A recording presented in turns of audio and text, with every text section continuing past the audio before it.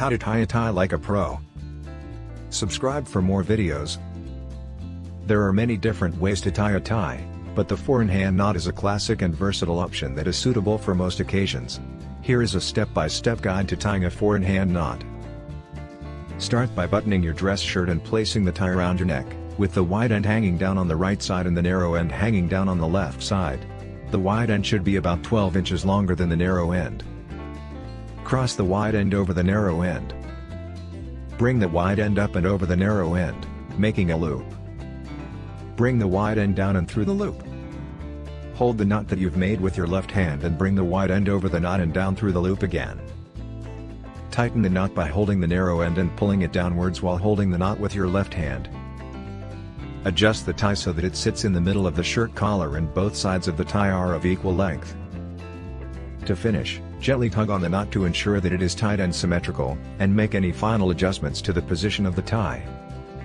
It is important to note that the key to a well-tied tie is practice. It may take some time to get the hang of it, but with a little patience and persistence, you'll be able to tie a tie like a pro in no time.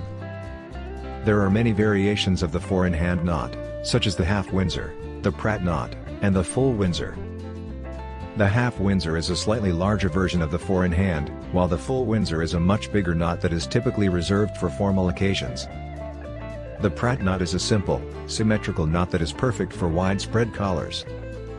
It's important to remember that the size of the knot should match the size of the collar. The bigger the knot, the bigger the collar, and the smaller the knot, the smaller the collar.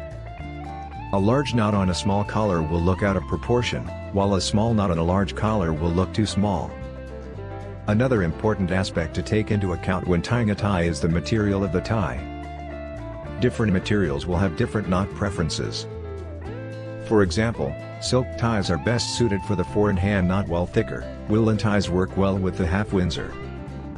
In addition to the different knots, there are also different ways to drape a tie. The most common way is to cross the wide end over the narrow end, but you can also cross the narrow end over the wide end. This is known as the reverse drape method. This technique is useful when you have a high collar or a widespread collar. Tying a tie like a pro also means paying attention to the details. Make sure that the tie is centered on your collar, and that the knot is tight and symmetrical. You want to make sure that the tie is not too long or too short.